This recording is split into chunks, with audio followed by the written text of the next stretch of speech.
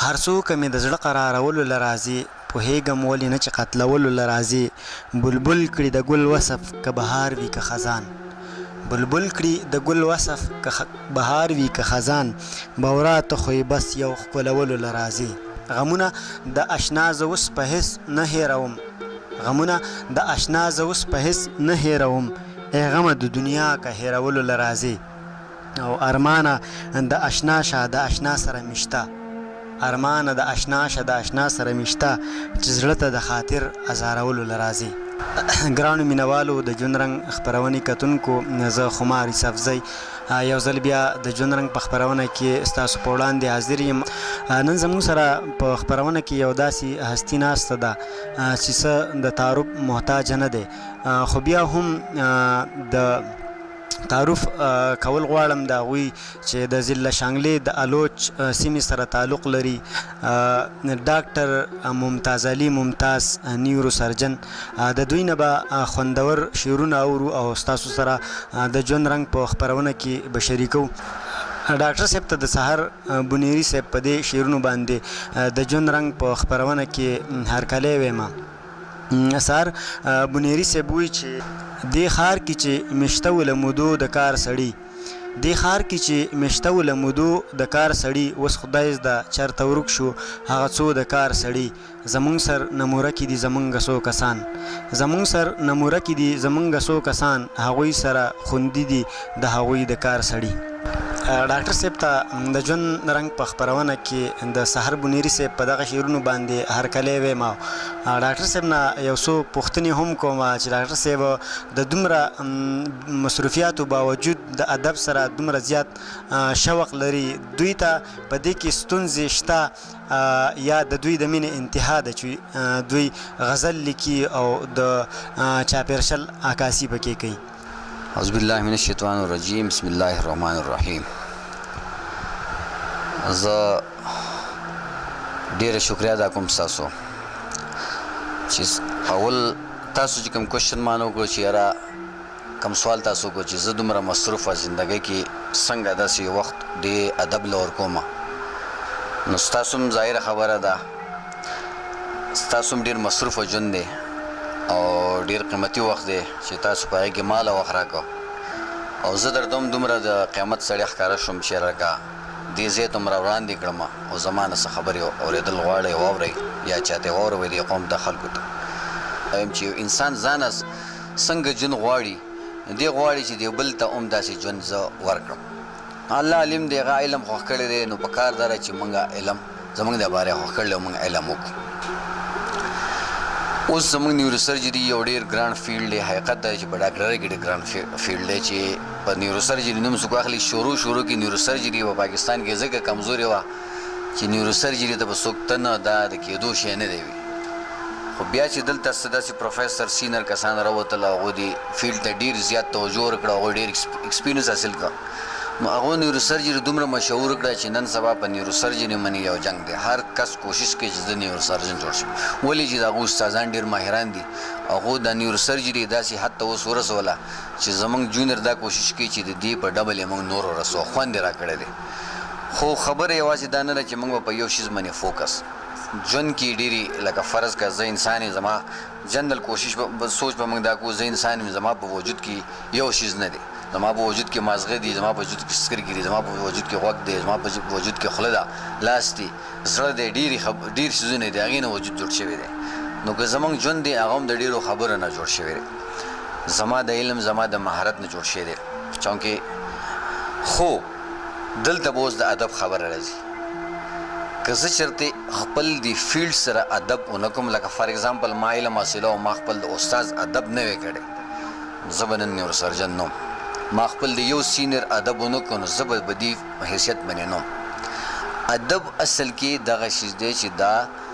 لکه د دینه، لکه فرض که موږ دین کو او په موږ کې ادب نه وي، موږ قرآن وي او د قرآن ادب نه کوو چې د موږ په څه طریقه کولاو کو، په څه طریقه دی اولولو، او په څه طریقه په د عمل وکړو او په څه طریقه دی واپس کیدو، نو زما په خیال چې موږ ناکامه به ځکه یو چې موږ سره به دا ادب نه وي. اوس زموږ د پښتو ادب دی، ظاهره خبره زه نن سبا دومره مصروف یم، زه تاسو ته ما وختي څه کیسه وکړه چې کله نه کله ګاډۍ سوري ته ودرم او په سیټ کې ویده شم، او کله نه کله په یو ګاډي چې دا 2 هفتې بعد مقرره ته میلاو شي سروس سټیشن ته لاړ شم هلته چېرته چې هغه د ونې لاندې چې زه وګورم یو 15 منټه به ودې شم دومره مصروف یم خو چې کله مې حالات دومره تنګ کي د پښتون سره د ناروا سلوک او دا حالات دا مې دومره تنګ کي نو په جنګ مې کې ادب ته راوځم د هغه جنگ د وجې نه زه ادب کې ما بلکې تاسو سره ډسکس کړی چې ما سره په موبایل کې بعضې شاعري زما ریکارډي هغې د وجې نه ما لږ خرابه شي کله موبایل یې بدلی شي کله زه په یو ځای کې په پاڼه ولیکم چېرې زما نور وس نه رسي زه یې په دې طریقه باندې خپل الفاظ کیدای شي قوم ته ورسي یا زما د زړه د بړاس خو پې ووته نو د دې وجې نه ادب سره لکه دا د دې نه بغیر زما په خیال چې زندګي به ډېره کمزوري وي او معنخیز به نه نو ضروري ده چې ادب سره د موږ ځان وتړو بلکې زه وایم چې زه کله ډېر تنګ شم نو زما هم دغه ادب سره چې شم نو زما هغه سکون میلاو شي او زما بوج سپک شي زړه مې سپک شي نو دغه وجه ده چې د دې ادب سره زه ډېر زیات نږدې ځان ساتل غواړم بل داسې شاعري شته د ډېرو ملګرو زموږ د دې جوانانو د مشرانو پخوانو خو زموږ نوي جوانان کل چې دي ماشاءالله ډېر د معنی شاعري کوي چې هغه سړی واوري نو سړی ووایي چې یاره واقعي ما دا شی وویلې او دا مې واورېدې او دا مې مخکې ورسولې او په دې کې مې لږ دلچسپي پیدا کړه نو همدغه وجوهات دي چې د دې وجې نه او بل پښتون کلچر زموږ دغه د ادب دی لکه کلتور زموږ دا دی چې ادب سره موږ پخوا نه تړلی شوي یو زموږ مشران به په حجرو کې کېناسته وو په هغې کې به باقاعده ادب کېده او په هغې لیکل پخوا نو تعلیم نو هغو د خلو نه به دا هسټري او تاریخ او ادب وړاندې راته رارسېدل دی موږ ته ډېره مننه ډاکټر صاحب د ادب حوالې سره ډېرې ښکلې خبرې وکړې او هغه عکاسي وکړه چې هغه لازمي ده ژوند په هغې باندې تېرېږي د ډاکټر صاحب ډېره زیاته مننه کوو چې هغوی د ادب خدمت کوي او په دغه ډاډ که نوی کل راځي ادب ته یا موږ راځو ځکه چې ډاکټر صاحب خو زیات زده کړه چې ده په انګریزۍ کې کړې ده او د پښتو نه هیروي پښتو له وده ورکوي نو الله پاک دې دغسې ډاکټر صاحب هم کامیاب او بریالی کړي او د ډاکټر صاحب نه یو څو خوندور شعرونه هم اورو تاسو سره په خپرونه کې شریکو هیله لرو چې ستاسو به خوښ شي ډاکټر صاحب که یو څو شعرونه را سره په خپرونه کې شریک کړئ نو ډېره مننه به وي دا یو غزل دی مختلفې معنی کیدی شي تاسو ته مختلف اغستی شي زه به ترې هم اخلم خپله معنی وی ګل وي په سپرلي کې خو ازغي هم وي ګل وي په سپرلي کې خو ازغي هم وي یاره محبت کې جدایي هم وي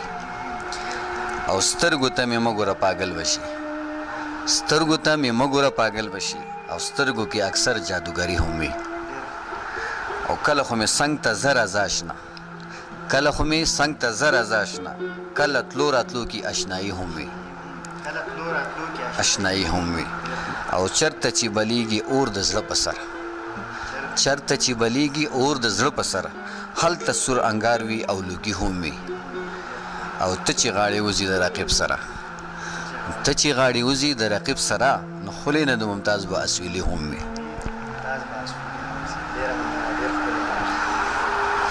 دا یو ماشومې د لور چې کله ډېره وړه وه د 2013 دا یو دغه دی چې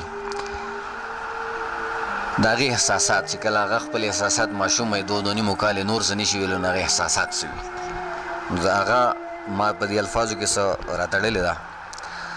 زه چې د لوبو هم وړه به ومه زه چې د لوبو هم وړه به ومه په بابا جان پسې خفه به ومه ما به ویل مورې بابا جان پسې ځو ما به ویل مورې بابا جان پسې ځو هر وخت په دې ضد ورسره به ومه زه په ژړا به شم په اوښکو کې ډنډ زه په ژړا به شم په اوښکو کې ډنډ په ځمکه خاورو کې پرته به ومه خوب به مې ولیده راویښه به شم خوب به مې ولیده راویښه به شم کله ناکله چې وده به ومه او کور ته به راغی ما به نه پېژندو کور ته به راغی ما به نه پېژندو ترېنه جدا دومره موده به ومه او پلار به مې نه و رنګ به زیړو زما پلار به مې نه و رنګ به زیړو زما چې پلار به راغی نو ښایسته به ومه او زما ګناه څه دی خبر نه یمه زما ګناه څه دی خبر نه یمه پیدا په کور کې پښتنه به ومه ما ممتاز ځکه دا فریاد کړی دی ما ممتاز ځکه دا فریاد کړی دی د جدایۍ په اور لمبه به ومه دا یو بل دغه به ستاسو په هغه کې وړاندې کړم جي